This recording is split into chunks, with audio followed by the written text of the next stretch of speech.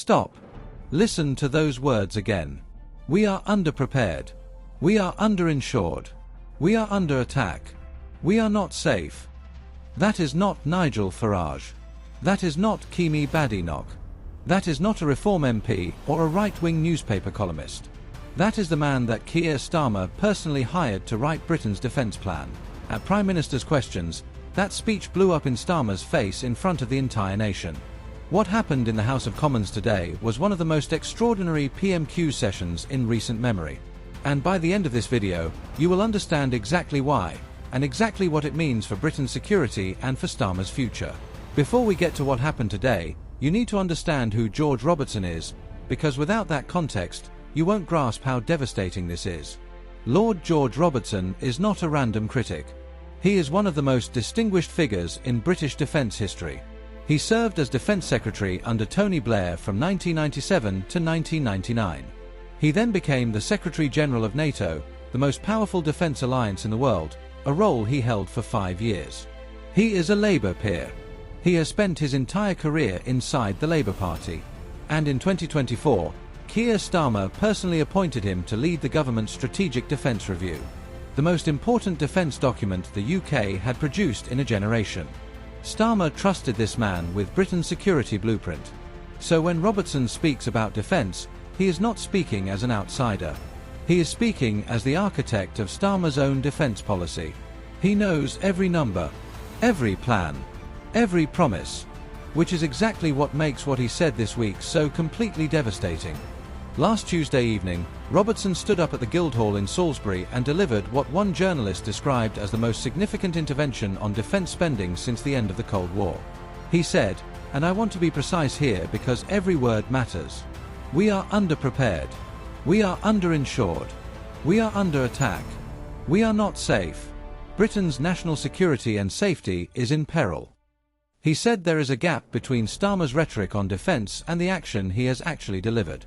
That the Prime Minister is, his words, not willing to make the necessary investment. He accused non-military experts at the Treasury of, again, his words, vandalism. Sacrificing Britain's security to save money. He said Britain's welfare budget is now 5 times larger than what we spend on defence. 5 times.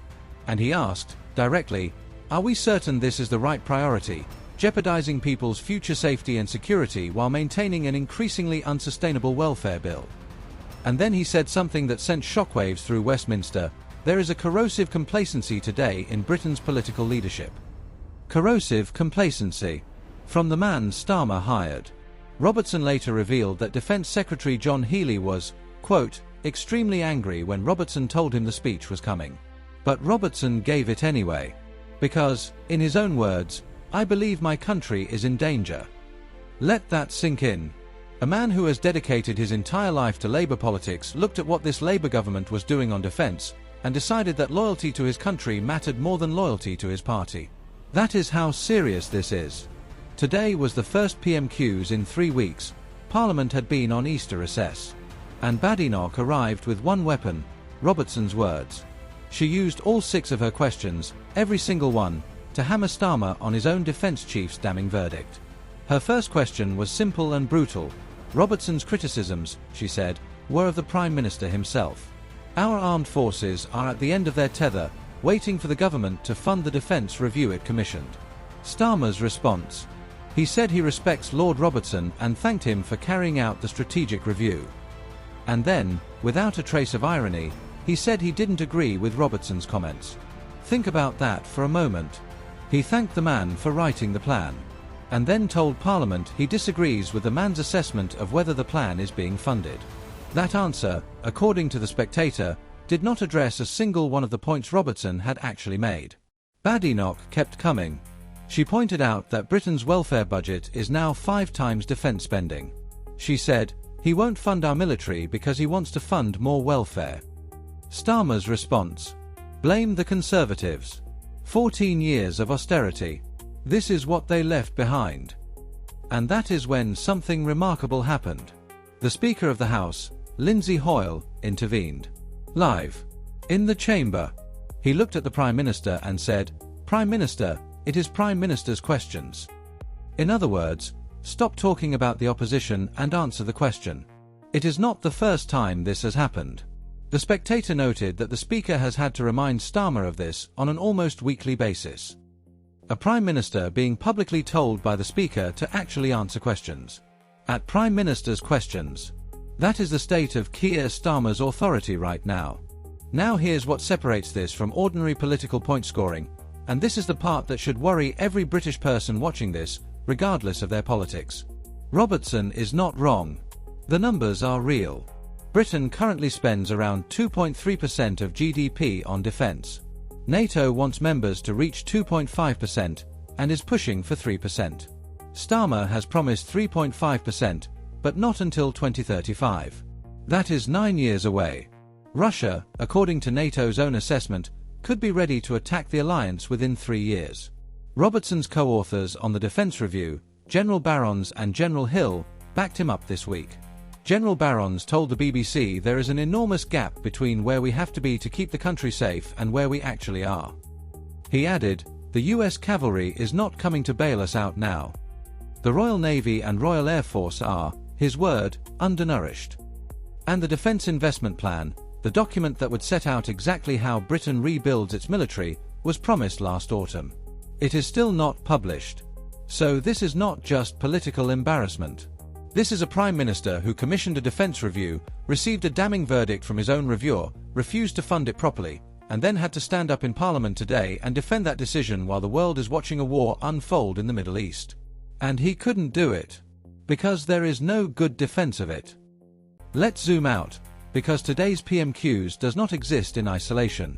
Starmer is already under the most intense pressure of his premiership. His cabinet has reportedly given up on him. His own MPs are calling for a timetable for his resignation. The local elections are 13 days away, and they are expected to be catastrophic for Labour. And now this.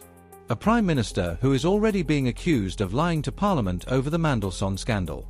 A cabinet that is distancing itself from him. A party that is actively positioning for life after him. And today, on top of all of that, the man he personally chose to write Britain's defence plan stood up and told the country that we are not safe. That there is corrosive complacency at the top of our government. That Britain is underprepared for war. And when Starmer was asked about it in Parliament, he couldn't answer the questions. He blamed the previous government. He got told off by the Speaker. And as he walked out of the chamber at the end, cameras caught him exchanging what looked like very sharp words with Badenoch. This is a Prime Minister who is losing control. Of his party. Of his cabinet. Of the narrative. And now, of the argument about Britain's security. The question is no longer whether Starmer is in trouble. He clearly is. The question is whether any of this actually changes anything, and what happens on May the 7th when the voters get their say. Here is my honest assessment of today. Starmer did not have a terrible PMQs in the conventional sense. He landed some blows on Badenoch over Iran. He wasn't visibly rattled. But that almost makes it worse. Because the problem isn't how he performed today. The problem is the substance underneath it. A Prime Minister who cannot answer a direct question about why he isn't funding his own defence plan. Who gets corrected by the Speaker for not answering questions. Who is being publicly contradicted by the people he himself appointed. George Robertson said he spoke out with a heavy heart. That phrase matters. This was not a political attack. This was a warning from someone who genuinely fears for this country's safety, and who felt he had no choice but to say it out loud. Whether Starmer survives the next few weeks or not, that warning does not go away. Britain's defence crisis is real. And it deserves a Prime Minister who can face it honestly. Now I want to hear from you. Do you think Starmer can survive the local elections on May 7th? Drop your answer in the comments below. Yes or no, let's see what you think. If this breakdown gave you something the headlines didn't, subscribe. Every video on this channel follows the evidence, not just the noise.